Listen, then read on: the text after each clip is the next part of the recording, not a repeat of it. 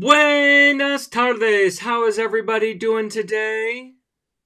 Let me know in the chat how everything is going if you are joining us live. If not, if you're joining us on the replay, go ahead and let us know in the chat how it's going for you when you are watching this video. Great to hear, Jeremiah. Today, we are going to be talking about the top 10 comprehensible input tips. And if you don't know, my name is Scott, and you are watching Immediate Immersion Live, where we're all about comprehension-based instruction in the modern language classroom. And we're going to get started in just a moment.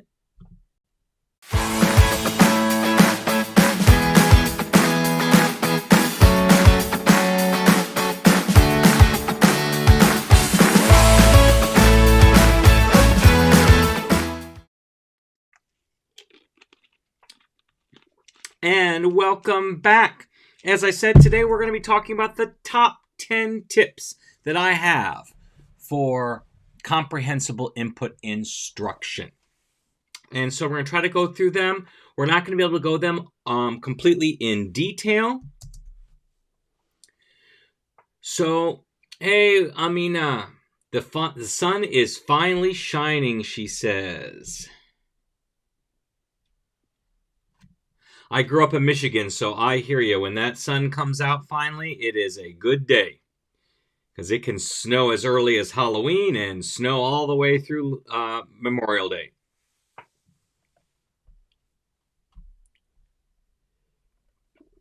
So, let me fix my glass. I got something stuck on them here. So today we're going to talk about the top 10 tips. We're not going to be able, as I said, go into everything in complete detail. We just don't have the time for that. But if you go to and let me put it up here on the screen. Let me type it in here really quick. Give me 1 second. US/Webversity.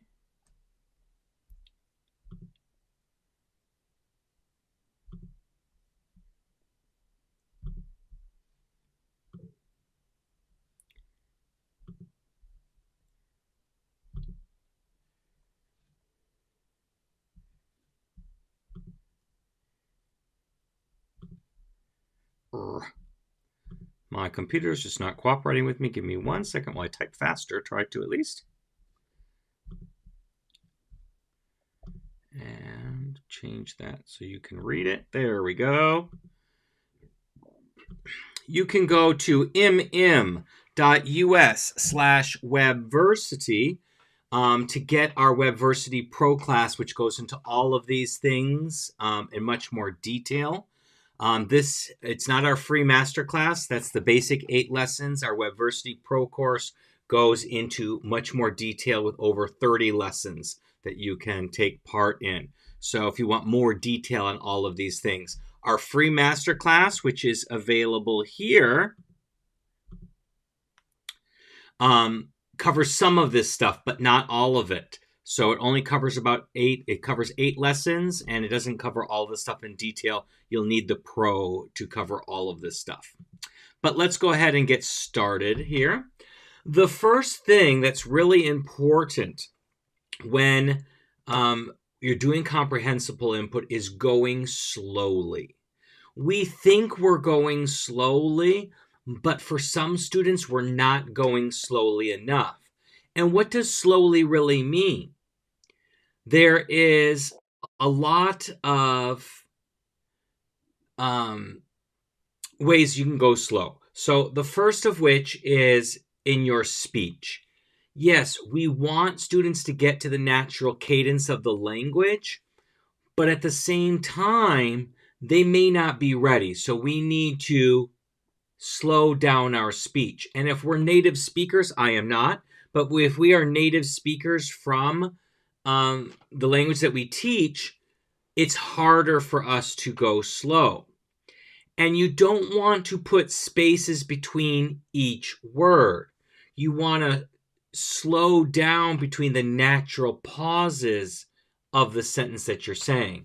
So you're not saying there is a boy. His name is Jeremiah. It's more like, there is a boy. His name is Jeremiah. So you see, we're chunking the parts and we're saying them with pause in between to give our slower processors time to process what that little nugget of language is. So that's what you want to do when you're talking with the speech part of going slowly. But also, we want to go slowly with the presentation of our lessons. I know we all have a scope and a sequence that we need to fulfill. Jeremiah is one of my students. He's like, that's a good name example. Yes, it is, Jeremiah. We have a scope and sequence where we're supposed to be at this point at this part of the year. But we don't want to do that at the expense of our students. Who cares if we make it all the way to the end of what we're supposed to teach, but we only brought 20% of our students there, the rest we've lost along the way? I would much rather not cover as much material, but bring all of my students with me, than to rush through the material, leaving a little bit behind along the way. That's what happens in traditional textbook teaching. When you have to cover a chapter in 2 weeks, and that's 75 to 100 vocabulary items, 2 or 3 cultural items, 2 or 3 grammatical items, and you got to keep plugging along because that final exam is coming in the at the end of the semester, you're going to leave kids behind. It's more about chugging the train along the tracks than it is about the students. And we don't want to do that with comprehensible input or comprehension-based instruction. We don't want to leave students behind. Less is more. I can teach focusing on only this much, and students acquire this much. But if I try to cover this, and all you can do is cover it because it's too much, my kids only retain about this much, which is less than they would have retained if I just focused on this. So you want to go slowly. Check in with your students. Make sure your students are with you. And if not, stop. Stay where you are until there's confidence and students are being successful with the content you're working on before you move on. An example in math class, one of my math teacher friends years ago taught high school, and we had kids coming from all over, and their ability in math for incoming 9th grade algebra math was all over the place. And he said, if I started where the district wanted me to start at the beginning of Algebra 1, most of my kids couldn't handle. I would have lost most of them in the first couple of weeks, if not all of them. So I had to meet them where they were and get them as far along the tracks that I could without losing them along the way. And it's the same thing in a language class. You want to make sure that you are keeping your kids with you and you're not leaving stragglers behind along the way. And how do you do that? You go slower and you check in with students to find out if the pace is where it should be. And don't check with your top kids and don't check with your medium kids. Check with your slower processors to see if you're going slow enough. And then check in with your top kids to find out ways that you can challenge them without pushing forward faster, because that will leave the lower kids behind. And we don't want to do that. Every kid learns or acquires a language at a different pace. And it's difficult when we have 30-some kids in a classroom to accommodate all of them. But our goal is to accommodate as many of them as we possibly can. And if you have any questions along the way, please feel free to put them in the chat.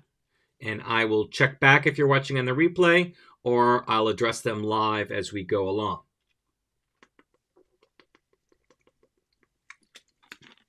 Number 2, You want to write all new words on the board. When I teach level 1 or level 2, I'm more apt to do this, especially in the beginning of the year. In level 1, I am writing every single word on the board because they know nothing. And I have to write every version of the, every version of the verb, all of that down. And then as the year goes on, I have to write down less and less and less because they've acquired the vocabulary. In level 2, I'm still writing a lot down, but not as much. And towards the end of the year, I'm not writing down very much at all because they're already familiar with the vocabulary. And in level 3, it's only a few words here or there that I'm going to have to write down that they won't know, or different verb forms that we've not worked with before. But it's really important to give a visual base, for students to see what the words mean. It's one thing to hear them, but once you're done saying it, and if they forget it later, they don't have a place to go back to and try to figure out what that is. They have to ask you again. But if it's written down, they have a reference point that they can go back to. And to make that reference point easier, what you do is you color code. So your target language is in one color, your translation is in the other color, and you don't mix them. That makes it easier for kids to seek out and know which sections to look for. If they're looking for the target language or if they're looking for the translation, they know where to look. So it's really important that you do that. I like to do mine as a Google Doc. So when I'm teaching, I will create a Google Doc, one Google Doc per class period per year. So I'll have, like, we're in the school 2022 to 23, so I'm going to have period 1 for that whole school year. I'm going to have a period 2 doc for that whole school year. I'm going to have a period 3 doc for that whole school year. And then I just do a page break on a new day so they can keep track of the days. This is not a vocabulary list. It's just my way of writing words on the board. I will make a 2-column table. The left column will be the target language. The right column will be English. I automatically make the left column, any text I put in the left column, one color, and any text I make in the right column, a different color. So I don't have to worry about the colors. It's already set. I make the font like 20 so everybody can read it, and I just type as I go along. That makes me slow down because I have to stop to type, which gives my slower processors time to process what's going on. So that's really important. I would do it on the board, but there's 2 problems with that. Number 1, I'll start off really neat, and then it'll start getting sloppy. And 2, it's temporary. So once the next class comes, I have to erase the board, or I don't even have that much board space. I might have to erase before the class period ends so I have room to write more words down. Whereas if I have it on a Google Doc, there's a permanent record. So kids can go back if they want to. They are never required or never needed to do. And for absent students, they can go back if they want to.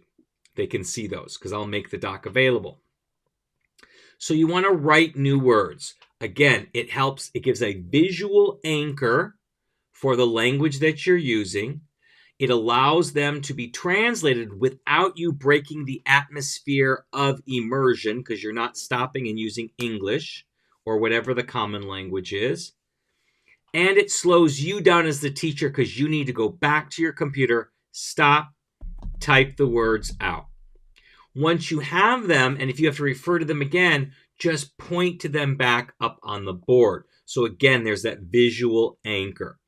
It's especially important for languages that are not phonetic. For example, your Asian languages, your Russian language, any Cyrillic languages out there that use a different alphabet, Arabic, Hebrew, and even French, which is not phonetic at all.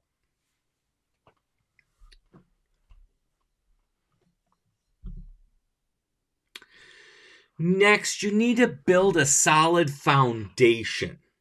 So in our school, we use what's called the Sweet 16 verbs. And it's 15 in other languages. James says Chinese is very phonetic. It is phonetic, but the characters are not associated with that for kids who aren't familiar with the characters of Chinese. So that's why we're talking about it like that. They need to be able to see the characters with the transliteration with the actual translation. So they see all three. The transliteration will help them with the pronunciation. The characters, they can associate and learn the characters. And then the translation so they know what it means. So they see all three to help them associate. That's a very good point. Thank you. So we do the Sweet 16. As I said, it's 16 in Spanish. Yes, the pinyin. That's transliteration, the transliterated text. So you have 15 in most languages, it's 16 in Spanish. We focus on these verbs. These are really important for them. It's what we build our base on, these 16 verbs. And by doing that, by making sure that the students know these 16 or 15 verbs in present, in past, and in future, the kids have a really good working vocabulary to be able to communicate about most things that they'll need to communicate. They will not have a refined vocabulary here. They're not going to be able to say fly, drive, walk, run.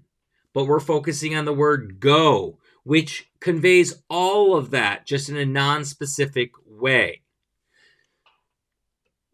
And by focusing on just these 16, the Sweet 16 verbs, you can't just learn those 16 verbs. I'll answer your question in just 1 second, Amina. You have to answer, you have to use other words. So they get those words I call for free. So by my making sentences using the 16 verbs, they're getting the other words for free. I don't teach boy and girl and tall and short, but and or. I don't treat those as vocabulary words. Yes, I understand what you're saying, Amina. I'll get you in just 1 second. They learn those through context of me using the verbs. And so that's why I focus on something really small, my solid base, my 16 verbs, but they get so much more. I remember years ago, I taught también, which means also in Spanish, but I did not teach tampoco, or at least I thought I hadn't. But I guess I used it all the time because students started using it. And I'm like, how do you know what that word means? And they're like, you use it all of the time. So they got it from context and were using it correctly because I used it. So it's, again, you don't have to worry about those other words, the nouns, the adjectives, the adverbs. They will come because in order to make sentences using these 16 verbs, then the rest of the words just come naturally and they get repeated over and over again. Now, Amina asks, do you have all three forms up at a time? I have a verb wall that has all 16 verbs, and they do have all three tenses up on the board. But I don't refer to them. They're just there for kids to look at. When I'm writing them on the board, because we're using them, I'm only writing the form that I'm using at that moment. That is it. You do not want to teach conjugations in order. We didn't learn conjugations in order in our native language, and you're not going to learn them in a second or third or fourth language in a conjugation order. Conjugation is very artificial. And there's a joke, and I'm going to mess up, so I'm going to still tell it, but it's I'm going to mess part of it up. So it's not exactly the quote from the book where this comes from. But this guy goes up to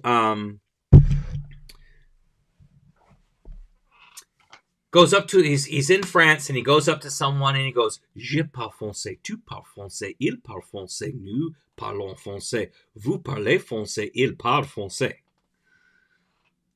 And the other guy looks at him like, what? And walks away. He goes up to another person. Je parle français. Tu parles français. Il parle français. Nous parlons français. Vous parlez français. Il parle français. And the guy just kind of walked away. He gets on the subway and he meets another guy and he goes, Je parle français. Tu parles français. Il parle français. Nous parlons français. Vous parlez français. Il parle français. And the guy responds, oh, je parle français aussi, tu parles français aussi, il parle français aussi, nous parlons français, I can't speak anymore, nous parlons français aussi, etc. And what happened here? He met another American because he was going through all the conjugations in order. If you teach them in order outside of a natural way, the kids will need to go through that order to find the form that they need. And in real life, it never works that way. So if I'm asking a kid, what will you do this weekend? I'm going to write the verb in Spanish, harás, on the board. And then write, you will do. And then I need to give them the answer so they can formulate the answer. If they want to, the whole sentence. I'll accept one answer. They go, cine. I am completely okay with that, which means movies. I'm okay with that. But just in case they want to try, I will write down on the board, haré, which means I will do. Okay? Now, that was a bad example, actually, because you have to change the verb when you're going to say what you're going to do.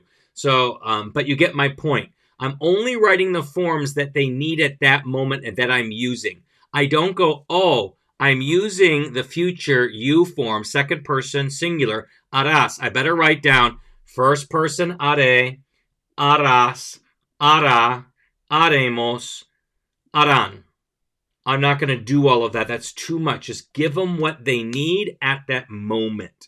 So to answer your question, Amina, no, I do not write all three forms up at the same time. I only write the form that we are working on. Now, when we first start the vocabulary, I will give them a shorter list. We don't work with all 16 at once. We slowly add. We start with 6, and then we slowly add on until we get all 16. I will have them write them down in their notebook first in third person present. So you're very welcome, Amina. On the first day, first day I'm giving this vocabulary in my level 1s, I'm going to have them write it down in present tense, the first 6 verbs that we're going to work on. Then I add 3 verbs until we're all done every week. They'll write them down in present tense. Later on, once I feel that they have they're comfortable with the present tense, then I'm going to add the past tense. It doesn't mean I'm not using the past tense. I've been using the past tense since day 1, but I'm having them write it down in their notebooks a couple months later, the past tense. And for those languages that have dual past tenses like Spanish and French, I have them write down the most common form of the past tense for that particular verb. So the imperfect for is, the preterite or the passé composé in French for to go, whichever the more common one is. Because in level 1, my ultimate grammar goal is the difference between past and present.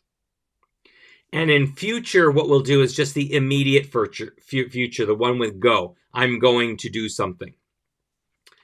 In level 2, they should already know it well in present tense, and they should already know it well for the common form of the past tense for that verb. Now we're going to rewrite all 16 verbs in both the preterite or passé composé and the imperfect. So they have a list of all of those, because that's my main focus in level 2, is the difference between imparfait and passé composé, or preterite and imperfect. And then and we're still working with the immediate future in level 2. In level 3 now, they should know pretty well those 16 verbs in present and past, and then I will have them write all 16 down in the future tense. Again, starting off with the third person, singular, and then we'll add on and we'll add in the first person, and then, but again, that's just a list for those kids who need that to feel comfortable. I never give them a test on that information there. I just want them to be familiar with that. We work with it through comprehension-based techniques throughout the year. Great question, Amina. So next, once you have your solid base, you want to engage both sides of the brain. So learning a list of words is for your logic side of the brain, not your creative side. So in order to engage both sides of the brain, we need to add something to it so that both sides of the brain are engaged in the learning at the same time. How do we do that? We add gestures. This week, I do have a video coming out on Wednesday about the Sweet 16 and all the gestures that I teach my kids that goes with them. But I'll just give you a few right now so you can kind of see. We have goes, they walk along their arm. Sees, they point to their eyes. We just practiced them today. I'm losing them. Quiere, wants, they rub their hands together.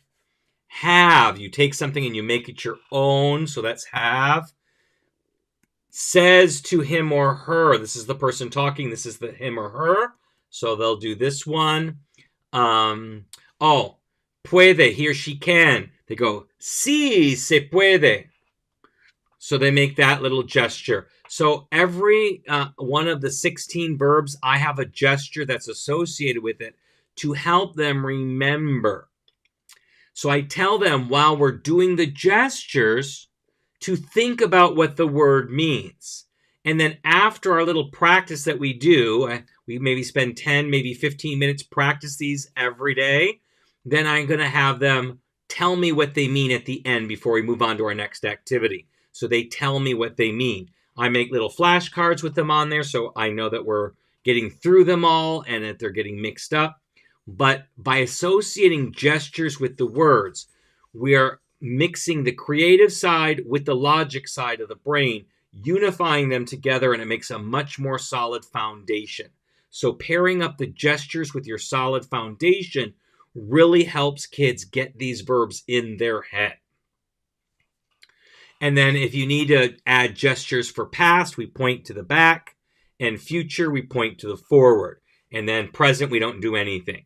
So that's how we add to them so we can learn them in past, present, and future. Next is brain breaks, and I am no expert on brain breaks. We do them, but we don't do them that often in my class because my class periods are so short and we change activities frequently. So I don't use them a lot. Right now, because of state testing, we are in block schedule. So I built in a brain break about 30 minutes into the first one. And there are lots of different brain breaks. What the point of a brain break? It's a short activity, usually physical, that stops the actual instruction to give the brain a break for a couple of minutes so that kids can refocus. If you keep on dredging on, you think, well, I don't have time to stop for a brain break because I got to get through this material. It's not going to matter anyways because you're going to be losing kids. Kids are going to be dropping like flies. Kids' attention spans are 15 minutes or less, and they're ever decreasing by the day. With all the social media and cell phones and everything popping in their way along the way, their attention span is decreasing so quickly. So brain breaks are a way to reset the brain so it can focus again. So if you don't do one and you should have done one, you're going to lose kids because they're just not able to focus anymore. And as I said, they're short 3 to 5 minute activities. Rock, paper, scissors is a fun one. Today we did body percussion. If you search up body percussion on YouTube, you find videos with popular music, and then they're supposed to, in rhythm to the music, follow the patterns on the screen. So it could be slapping the thighs, clapping the hands, snapping the fingers, doing different things like that to the beat of the music, and then the video shows you what you should do. It's something physical, it's something musical, it gets them out of the lesson for a moment so they can refocus when we come back. Another one I like to do, and both of these I got from La Maestra Loca, Annabelle Williamson. Another one is the old We Fit obstacle courses. So it's a 2-minute, 3-minute video. And in real life, they were using the little Wii wand and different things to actually do the obstacle course. Obviously, we don't have that anymore. So we just watch the video, but when stand and do whatever the character does. So when he jumps, we jump. When he runs, we run. When he swerves, we swerve.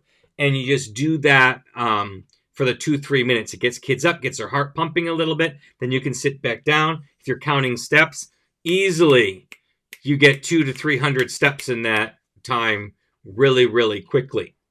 So just a brain break, a quick little break. And you can search online for brain breaks. You can go to lamaestraloca.com and search for brain breaks. There's lots of different places. I think I've even made a couple of videos on brain breaks. If not videos, I have some articles on my website. So you can do searches there. Go to YouTube or go to my website, immediateimmersion.com, and look at my articles and see what I have in there. I'm sure it's either a video or an article or both I've done on brain breaks. So you can check those out more there.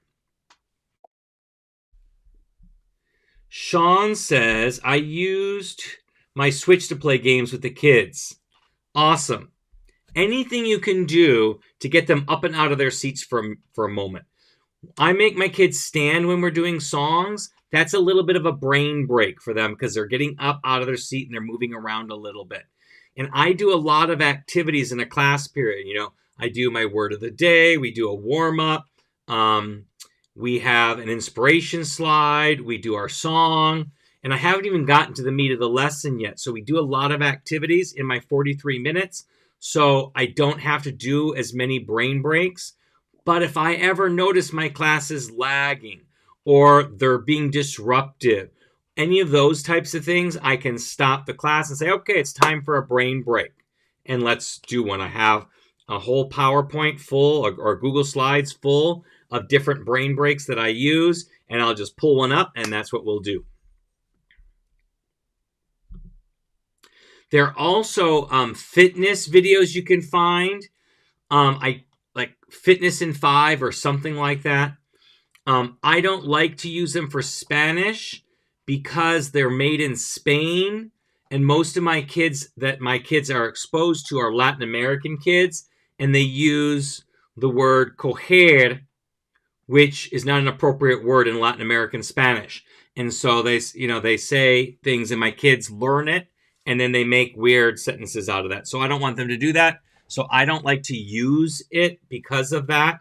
But I know they use them in French and German, and they work really, really well. It's just in Spanish, the words they choose to use aren't socially appropriate for all countries of Spanish-speaking people. So I try to avoid them.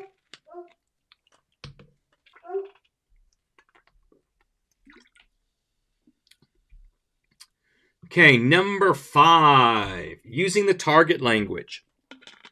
You need to use the target language as much as possible. And I'm not always good at this. I forget. I get lazy sometimes. But the more target language that you use, the better your students will be able to use the language and the more confident that they will be. Now, the only language you can control is your own. You can do all kinds of things to try to coax kids into using the language, but at the end of the day, it's their decision. So you control the amount of language that you have, and then you make the atmosphere in your classroom as comfortable as possible so kids are willing to take risks to speak the target language. And then you never correct their language because you're embarrassing them and then taking away their confidence. So you wouldn't correct them, just like in real life, you don't correct someone who doesn't speak English natively and they make a mistake. So if my kid says something like, we had one today. What did he say? He said,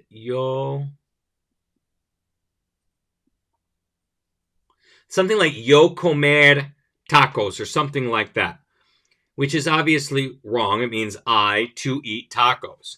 And so I go, oh, tú comes, right? Comes on the board. You eat tacos.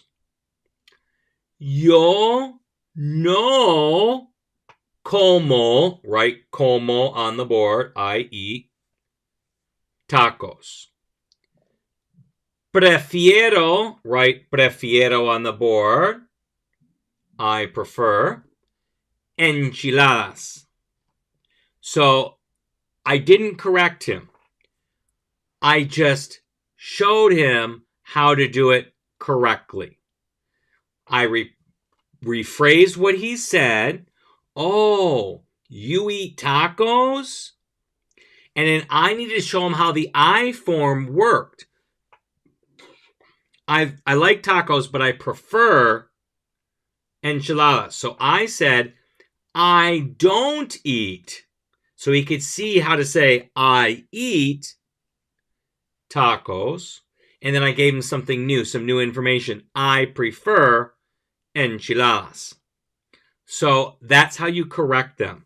But by using the target language as much as possible, it allows students to hear the language and the patterns in a natural way. They are constantly trying to make meaning of what you're saying, and it will help build them confidence when they feel ready to use the target language. And again, if anybody has any questions, please feel free to drop them in the chat.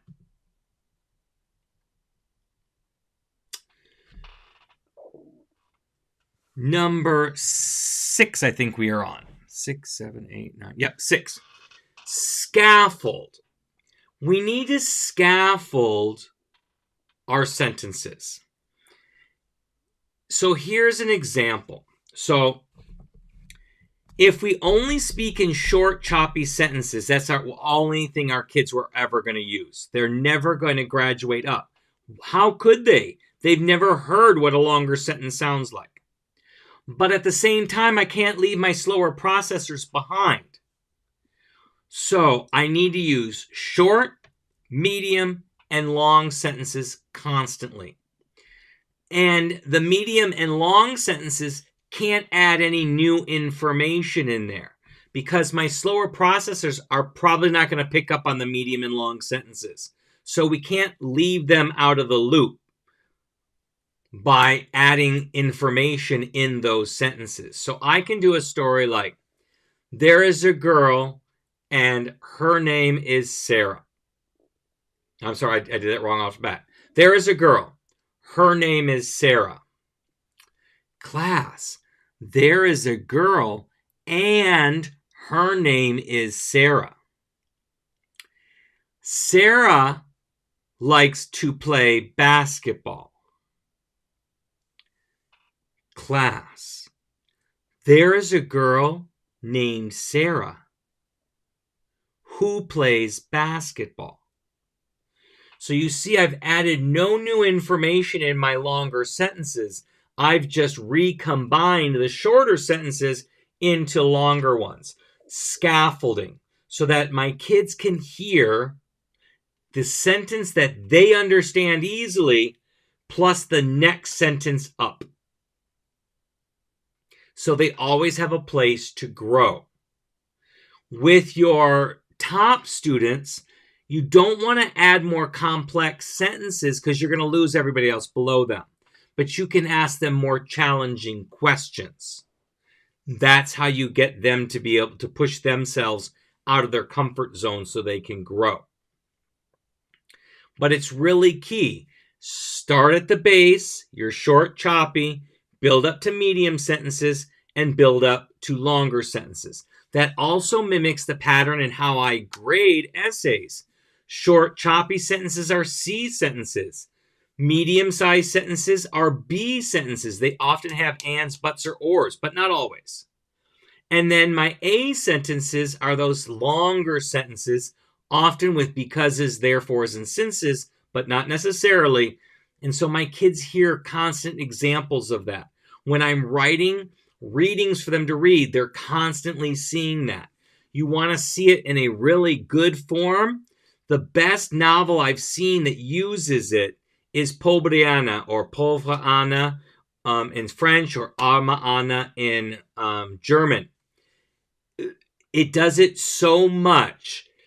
My top kids, if you ask any of my kids, is this repetition? Is there a lot of repetition in this novel? My top kids say, heck yes, there is. It's all repetition. My medium kids go, yeah, there's a little bit. And then my low kids go, nope, nothing's repeated at all. When in fact, it's repeated over and over and over. There is a girl. Her name is Anna. She is a normal girl. There is a normal girl named Anna. Anna lives in Torrance, California. Anna, the normal girl, lives in Torrance, California. Anna has problems. Anna has problems with her friends.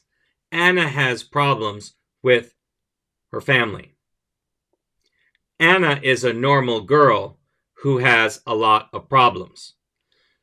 It just repeats and repeats and repeats, but it's so good for acquiring language at the beginning of the year. It was such an easy novel, I could start reading that novel in week 2 of Spanish 1. And that repetition really, really helped them. It's boring as heck. I read it for like 10 years, and I can't read it again with students. But it really did help them. But nothing actually happens in the book, so they would lose interest. But the repetition and how it scaffolds the sentences is something to study from as a teacher's point of view.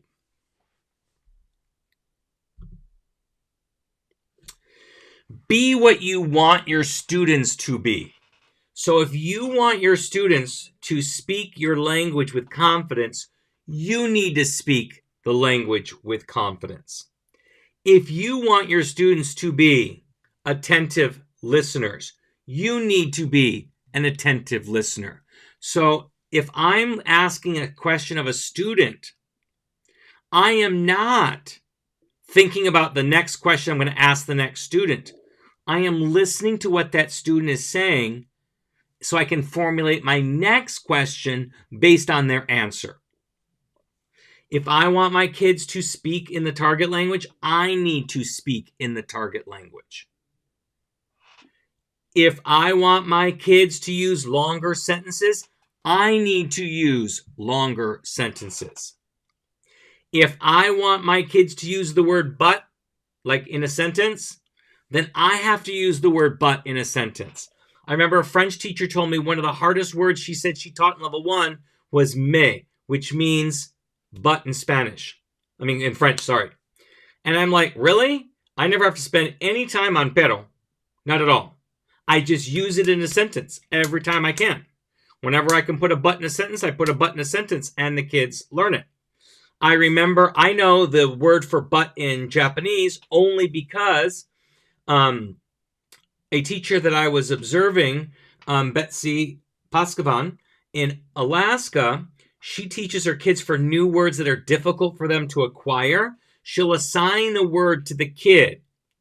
And every time that word comes up, the student jumps up, interrupts the teacher, says the word, says its meaning, and then sits back down. So it would work like this. Japanese, Japanese, Japanese, demo, Japanese, Japanese. And the kid would go, demo means but, and sits back down. Because that's the word in Japanese for but, demo. So she would just be talking in Japanese. The word demo comes up. The kid hears it, stands up. Demo means but, and sits back down. So any words that are difficult. I've never had to do it with but just comes naturally. I use it in sentences and kids pick it up. So it's never been a real big problem. But I remember the French teacher asking me, how do you teach that word? Just use it. I told you earlier how I teach tampoco. I just use it. I didn't even know I was teaching it. It's just something I naturally use when I'm asking either or questions. And so my kids picked it up naturally. So be what you want your kids to be.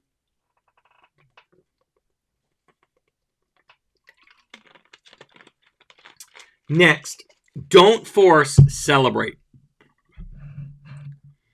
This comes back to the target language.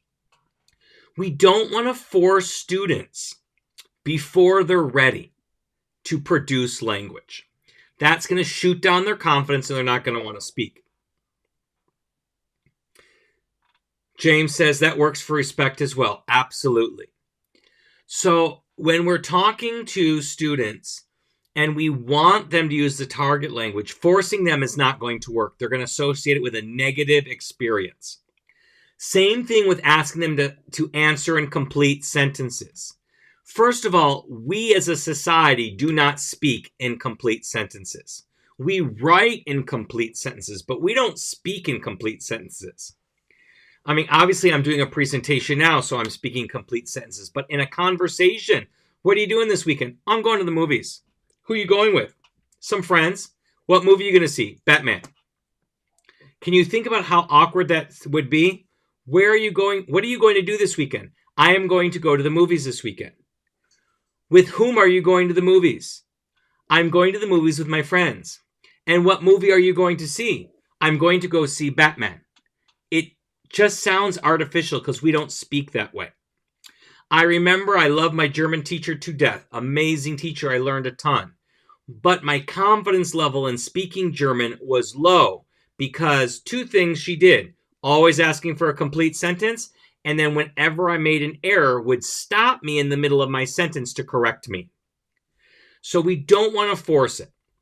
But when a student does use the target language, you want to celebrate that. So we call it like a little 1-minute party. We clap our hands, we give clase aplauso, give them a high five, give them extra points, give them a Jolly Rancher, whatever you need to do. Make them feel special because they use the target language. And that's going to encourage not only that student to continue using it because they felt good for using it, because you made them feel good for it, and you didn't punish them when they didn't use it, but it also goes to the kids, I want that too. I want that Jolly Rancher. I want those extra points. I want that high five. I want to feel like that. I'm going to try it too. And it doesn't matter how bad the language that comes out is. It's just that you want to make sure that you celebrate that they use the language. Think about parents when their kids first starting to talk. And the kid says this, me want cookie. We know that is not a correct English sentence. But they are so excited that they use language